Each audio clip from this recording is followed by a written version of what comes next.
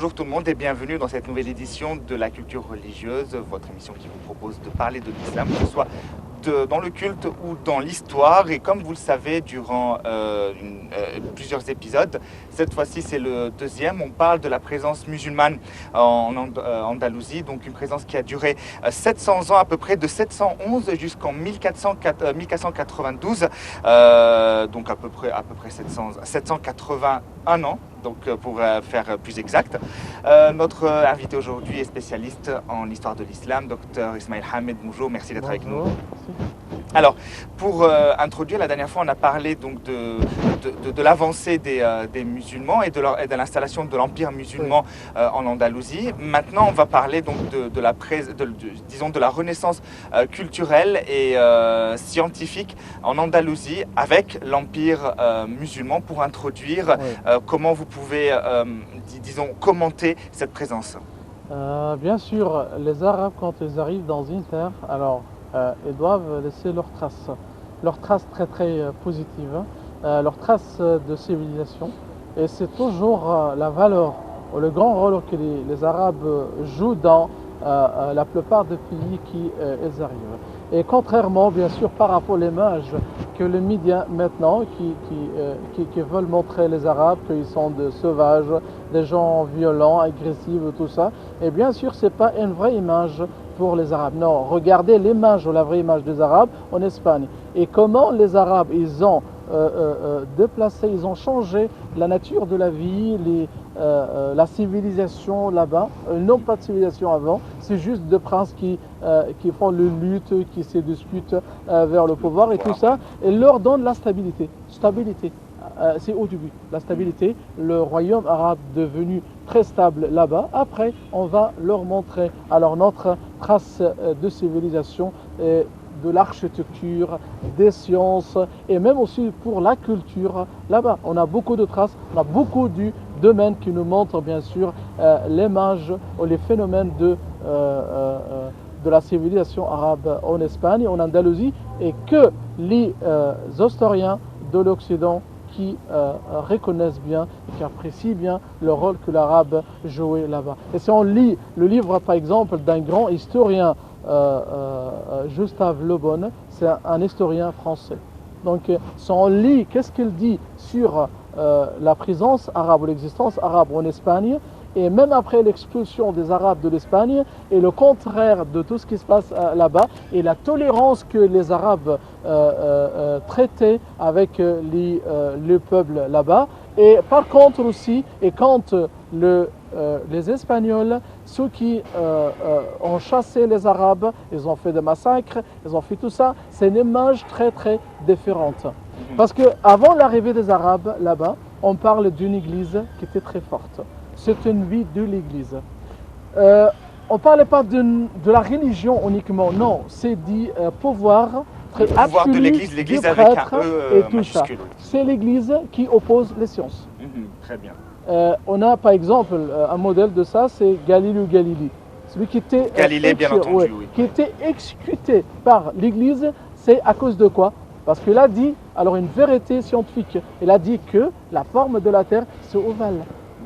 Mais l'Église oppose ça. Non, il ne faut pas dire ça, il ne faut pas utiliser des sciences. Et comme ça, il faut toujours prendre les vérités de nous. C'est nous, les prêtres, qui vous donnent la vérité. Ce n'est pas la vérité scientifique que tu fais. Donc on parle d'un monde très sombre. Pendant cette période-là, il n'y a pas de respect de science, il n'y a pas de respect de l'homme, rien. C'est juste les prêtres, ceux qui contrôlent et tout ça. Et ça, ce qui fait le choc pour les Européens après, de tourner vers le sécularisme après, et d'être laïque ou la laïcité après, parce que, alors ça suffit de l'Église, et après ils arrivent... Une présence qui a aussi un impact pour la suite, Dr Ismail.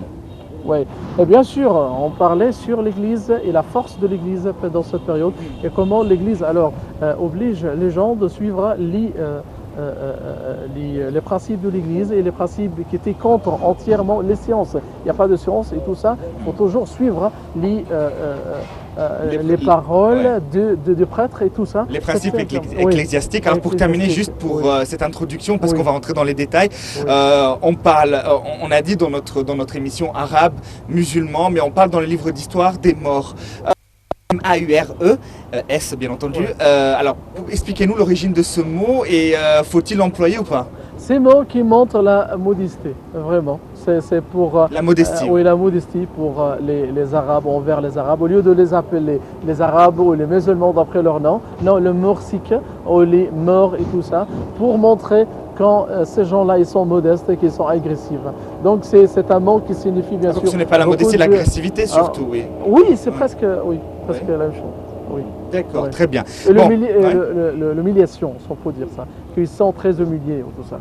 D'accord, donc en fait, les morts est plutôt un nom qui est péjoratif. Oui, presque, oui. D'accord. Ironique, hein, c'est comme ça. Bon, d'accord. Alors, on va parler plutôt arabe et musulman, puisqu'on parle de l'histoire des musulmans, la présence musulmane en Andalousie, une présence qui aura un impact même pour la suite de la laïcité, et justement, issue du fait que les Européens ont préféré délaisser l'Église avec un grand E et se tourner vers les sciences.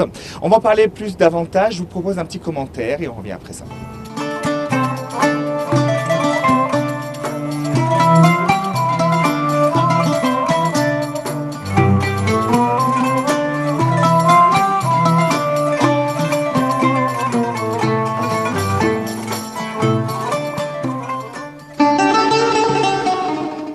La conquête arabe de l'Andalousie changea le cours de l'histoire d'Espagne.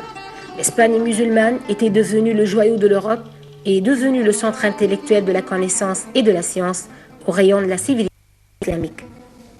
Les Arabes n'ont pas imposé l'islam, au contraire, à côté des mosquées, ils avaient accepté les églises des chrétiens et les synagogues des juifs.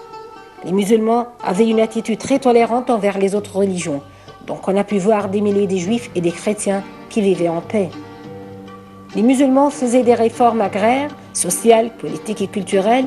Ils avaient traduit et retenu le meilleur de toutes les grandes cultures du passé, surtout la philosophie et la science grecque. On venait de toute l'Europe vers Cordoue pour profiter de sa connaissance et regarder ses rues pavées et éclairées. Les savants islamiques espagnols, tels Averroès, étudièrent les œuvres d'Aristote et des autres philosophes grecs qui furent traduites en latin. Les califes construisent des bibliothèques et favorisent l'épanouissement de la culture. Un certain nombre de mots de la langue espagnole viennent de l'arabe. De nouvelles cultures et techniques agricoles venues d'Afrique ou d'Orient sont introduites. Les grandes villes de l'Andalous sont des centres d'un artisanat raffiné. Elles sont également des marchés importants et des foyers d'études.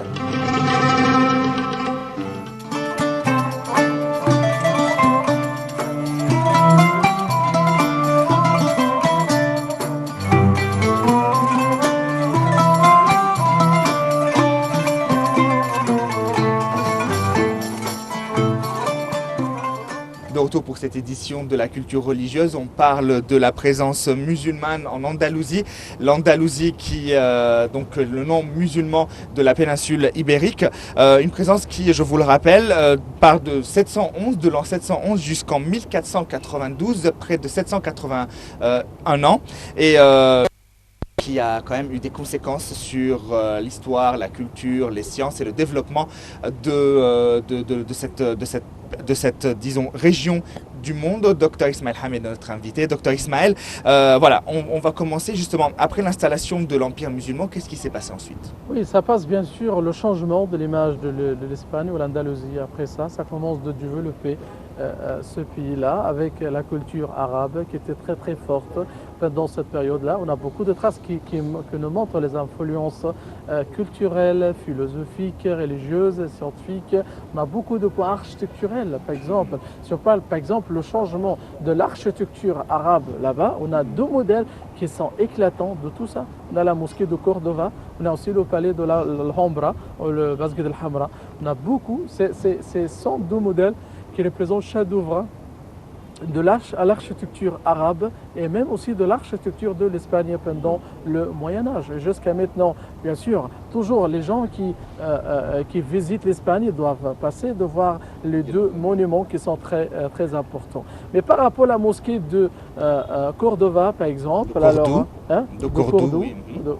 De Cordoue, alors on peut dire que c'est un modèle magnifique de l'architecture arabe avec par exemple le minaret. Le minaret, c'est un minaret avec le style marocain qui représente la tour, comme presque un petit tour de Moyen-Âge. Ce n'est pas comme la forme minaret que nous avons ici au Caire islamique, comme le minaret des Mamelouks, ottomans, fatimides, comme ça. Non, c'est un modèle très très différent, ce qui arrive là-bas. Mais ce qui aussi nous choque, qu'après l'expulsion, après chasser les Arabes de l'Espagne, ils ont converti alors la mosquée pour être une église là-bas. Et c'est ce que le grand concurrent là-bas, Mohammed el-Fatih, c'est le sultan ottoman, quand il est parti à Constantinople, donc il a modifié, ou l'a converti l'église là-bas pour être une mosquée, l'église de Sainte-Sophie, en échange de ce que les Espagnols les ont fait là-bas, par exemple. Mais bien sûr, en islam, on n'accepte pas, bien sûr, le changement de l'église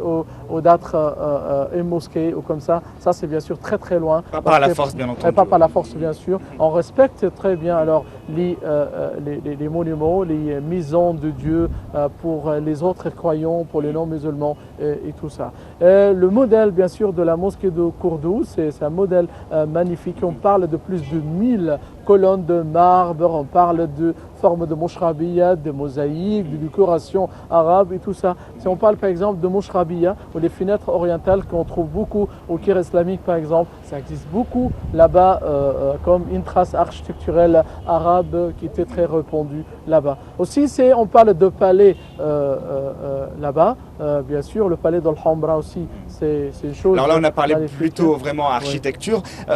On va commencer donc les différentes étapes.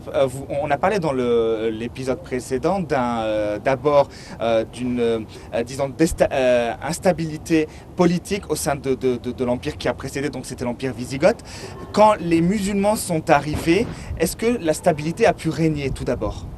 Oui, bien sûr, ça règne, ça continue, mais en même temps, alors il y a les Européens, les chrétiens de l'autre côté, qui opposent l'existence arabe ou musulmane là-bas. Donc ça aussi, ça commence de faire beaucoup de résistance de ça et de changer la condition qui arrive, la situation actuelle, et pour chasser les Arabes. Donc aussi, il y a des armées qui se préparent dans l'autre côté. Si on parle de Charles Martel, c'est lui qui conduisait alors le drapeau européen, le drapeau du christianisme contre les musulmans là-bas. Et ça commence une période de lutte pour chasser les Arabes. Et puis c'était la période de Abdurrahman al-Ghafiqi, c'est lui qui était le commandant de l'armée musulmane pendant cette période. Et à Tourboitier, et bien sûr, c'était la bataille absolue qui fait. Mais ce n'était pas la défaite pour les musulmans, mais la valeur de ça pour les Européens, que cette victoire on a arrêté l'avancée des Arabes. C'est juste l'affaire, mais les Arabes restent stables en Espagne et tout ça. Mais on les a arrêtés de traverser la France pour aller en Italie, à Rome. C'est le siège de catholicisme dans le monde entier et tout ça. C'est juste ils ont. Et pour ça, même Charles Martel, comme un héros pour les chrétiens, celui qui sauve le christianisme et tout ça. Mais si on lit par exemple le commentaire de Gustave Le Bon, le grand historien et tout ça, quand il fait un commentaire de tout ça, et il a dit que la victoire de Charles Martel arrête les Arabes de donner beaucoup d'éclairage, beaucoup de lumière, de civilisation pour la France et pour Paris. Et Paris et le reste de l'Europe sera arabisé, islamisé avec de la civilisation arabe et tout ça. Donc il parle que cette défaite ou cette affaire-là, oui, c'est arrête la civilisation arabe qui brille sur le reste de l'Europe. De l'autre côté de l'Andalousie, donc le reste de l'Europe n'était pas vraiment d'accord sur la présence des Arabes, donc il fallait les chasser à tout prix. Donc il y avait des agressions extérieures. Mais à l'intérieur même de la région andalouse, il y a une stabilité, les différents royaumes se sont réunis et à partir de là on a commencé à créer donc cette renaissance culturelle et scientifique. Oui, c'est bien sûr. Pour l'Andalousie, c'était très stable pour les Arabes et tout ça c'était sous le calife omeyyade et tout ça, c'était très bien stable. Mais le problème pour les Arabes, c'était pour l'autre côté de l'Europe, ceux qui opposent l'existence arabe. Si on parle bien sûr le peuple de l'Europe qui appelle les Européens alors pour chasser les Arabes de l'Espagne et tout ça. Et c'était Charles Martel, c'est lui qui alors montait le drapeau de christianisme pour chasser les Arabes de l'Andalousie et tout ça. Et comme on a déjà parlé concernant la bataille de Tourboitier, c'était une bataille absolue, c'est avec la victoire mais ce n'était pas une victoire éclatante, mais c'est juste une victoire qui arrête les Arabes d'avancer envers le reste de l'Europe et tout ça. Oui, alors l'émission précédente, on a parlé d'un nom important, Moussa ibn Mousser, qui était qu'on appelle Wali al-Afriqiya, donc celui qui était le chef de l'Afrique. Oui. Là, on parle d'un autre homme important, Abdelrahman. Oui, Abdelrahman al-Rafiqi. Voilà, alors lui, quel est justement, disons, son apport civilisation andalouse? C'était un homme très ambitieux, bien sûr, qui a beaucoup de rêves, qui avait beaucoup d'ambition pour répandre l'islam, pour propager l'islam pour le reste de l'Europe. Donc pour les Européens, il était bien sûr, c'était pas attendu pour eux, alors que les Arabes, ils vont continuer alors de propager l'islam dans le reste de l'Europe et tout ça. Donc ils étaient choqués par l'avancement très fort des Arabes. Ils ont traversé les montagnes entre l'Espagne et la France et ils arrivent jusqu'à tout près de Paris. C'est loin de Paris de quelques kilomètres, à Tours-Poitiers. Il y avait là-bas alors l'armée européenne là-bas de Charles Martel, alors celui qui était en face. Et pour la bataille de Tours-Poitiers là-bas, c'est bizarre parce que les Arabes, ils ont gagné la bataille, ils étaient très victorieux au début de bataille. Mais les gens après croient que la guerre presque fut victoire était pour les Arabes et tout ça, ils ont commencé de ramasser alors les choses, ou comment on dit là, al-ghanaim, les choses les butins, etc. Les butins et tout ce qu'on trouve là-bas. Et pendant cette période, alors, les viscotes ou l'armée de Charles Martel se regroupent, se ramassent et après ils ont fait une victoire sur les Arabes. Bon, alors, avec l'installation de l'Empire musulman, on a parlé architecture au tout début, mais il y a aussi la présence des sciences. Et on va parler dans un autre épisode plus en détail des scientifiques, oui. Mais la science en elle-même, l'évolution des sciences dans cette région de l'Andalousie, comment vous l'évaluez? Bien sûr, on l'évalue très bien. Et comme toujours on dit, alors regardez bien les livres et les commentaires pour les historiens occidentaux, ceux qui parlent très bien sur les traces arabes là-bas et la culture arabe qui était très forte. On a beaucoup de traces de tout ça. Et bien sûr, si on parle beaucoup de scientifiques arabes, c'est en philosophie, si on parle en sciences, de médecine, de la géographie, de l'astronomie et tout ça. On parle par exemple Ibn Rushd de ça. Modèle éclatant, bien sûr, c'est un scientifique qui faisait l'interprétation de tous les livres d'Aristote. Il était un grand interpréteur de tout ça et même les Européens après, alors ils ont traduit les commentaires de Ibn Rushd. Averroès, c'est un des seigneurs, c'est un des grands professeurs de la philosophie et jusqu'à maintenant dans les universités européennes, ceux qui étudient alors les livres de Ibn Rushd, bien sûr, Averroès, il y a aussi les statuts de Averroès ou Ibn Rushd là-bas dans les facultés de la philosophie en Europe et tout ça. Et bien sûr, ils ont beaucoup apprécié Ibn Rushd et les autres scientifiques arabes, comme on va parler bien sûr en détail après ça. Oui. Et bien si on parle de partie de la culture aussi, on parle beaucoup de phrases, beaucoup de villes qui portent le nom arabe. Alhambra par exemple, c'est rouge, ou c'est le palais rouge, ou le Qasr al-Hamra, oui, c'est un nom arabe. On a un grand quartier qui s'appelle Fatima, là-bas en Espagne, c'est un quartier très connu aussi qui porte le nom de Fatima, c'est la fille du prophète Mahomet. On a beaucoup de noms qu'on utilise jusqu'à maintenant. On a la danse de flamenco, c'est une danse arabe, c'est le falah minkou. Falah minkou, c'est un nom arabe. C'est le falah minkou. Al-falah, c'est le paysan, c'est quelqu'un devant vous. C'est une danse qui imite quelques mouvements et comme ça. C'est une façon rurale et comme ça qui représente c'est le falah minkou et c'est le flamenco et c'est comme ça. On a aussi le nom de civil, aussi Chbilia. On a aussi Chateba, on a arabe, Grenade et tout ça.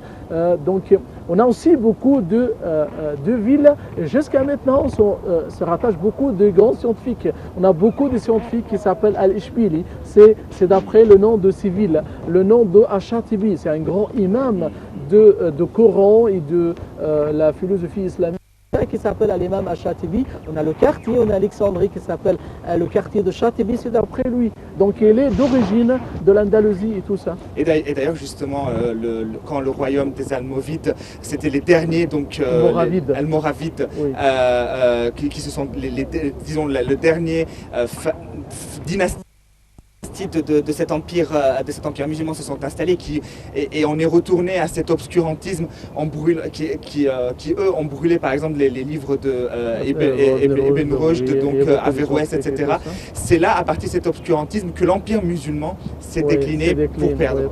Petit à petit, avec aussi la montée du radicalisme en Europe. C'est avec aussi le radicalisme catholique, par exemple, parce qu'avec l'apparition d'un roi qui s'appelle Ferdinand, avec sa femme Isabelle, ils étaient très fanatiques de catholicisme. Donc ils étaient contre même les chrétiens, alors ceux qui ont d'autres dogmes, d'autres sectes comme l'orthodoxe, comme protestants. Non, ils ont beaucoup persécuté les autres. C'est à cause de la différence de sectes chrétiennes. Même les chrétiens étaient persécutés. Regardez les Arabes aussi, ceux qui étaient beaucoup persécutés, ils faisaient des massacres horribles pour les Arabes. Ils ont tué, on parle de centaines de milliers des Arabes. Ils ont obligé des millions de personnes, des Arabes ou des Juifs, pour être chassés au fur de l'Espagne vers le Maroc, vers l'Égypte et tout ça. On a beaucoup de grands qui arrivent de là-bas. Par exemple, l'imam al-Qurtubi, alors c'était un grand imam de Cordoue.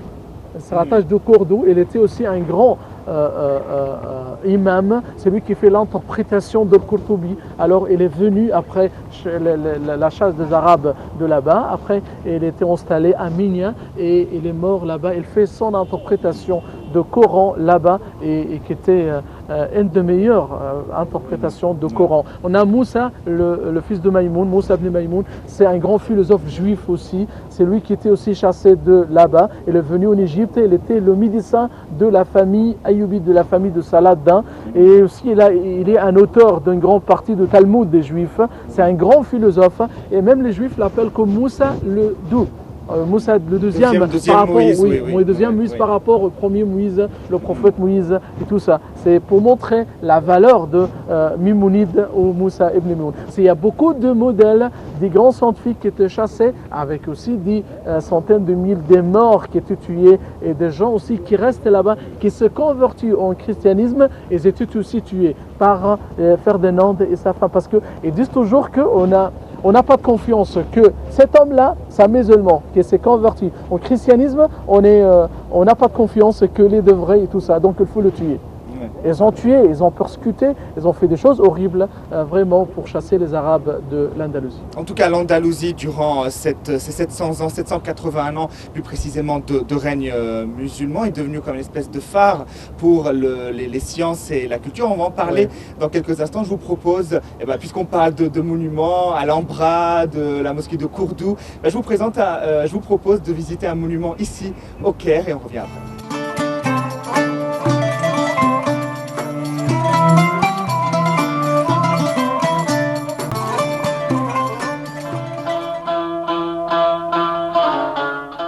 La rue d'El Morez est la rue la plus ancienne du Caire. Elle a marqué la naissance de la capitale égyptienne en 969 grâce au chef militaire fatimide Jawhar el-Saqali. Ce dernier a construit le Caire à l'ordre du calife Al-Mu'izz el-Din el-Fatimi pour être le siège du règne fatimide. Juste après la fondation de la nouvelle capitale et de la rue d'El Morez, Jawhar el-Saqali a construit la mosquée d'Al-Azhar, qui est devenue plus tard la plus grande et la plus importante université islamique dans le monde.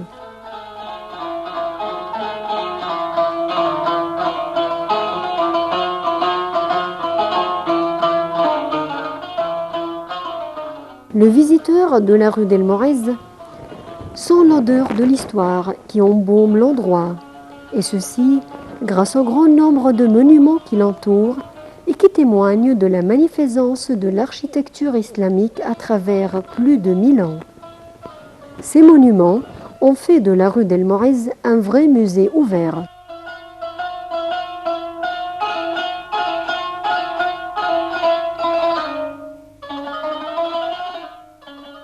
Grâce à sa position au centre du Caire et dans la région d'El Azhar, une des régions commerciales les plus importantes de la capitale, la rue d'El Morez est considérée comme un souk et des milliers de visiteurs s'y rendent chaque jour non seulement pour y faire du tourisme, mais aussi pour faire des achats.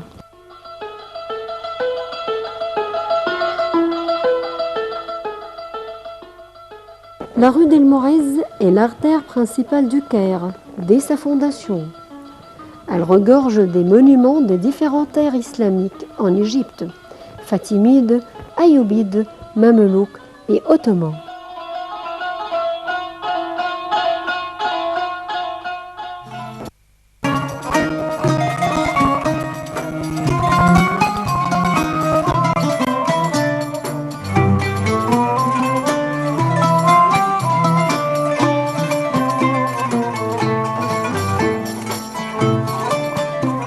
D'autant pour clôturer cette édition de la culture religieuse, docteur Ismail Hamid, on a vu que le royaume d'Andalousie est devenu un phare pour la culture. Parlez-nous pour clôturer de ce point. Oui, bien sûr, on a beaucoup de points si on parle de ça. On a parlé par exemple de la culture arabe, de l'architecture arabe, si on parle de sciences arabes, les scientifiques du monde entier se rendaient en Andalousie, justement. Bien sûr, c'était un centre culturel pour les grands scientifiques arabes. Même c'était le centre de califat de musulmans, c'était à Bagdad, à Damas, et puis c'est déplacé au Caire. Mais après ça, c'est l'Andalousie. Ça devient comme le centre culturel pour les grands philosophes, les grands scientifiques arabes qui trouvaient ça comme une destination principale là-bas pour échanger la culture entre les scientifiques de tout ça. Alors les scientifiques, on va en parler dans le prochain épisode, Inch'Allah, si Dieu le veut. Merci à notre invité, docteur Ismail Hamid, vous êtes donc spécialiste en histoire de l'islam. Merci à vous de nous avoir suivis, je vous retrouve donc la prochaine fois. Au revoir.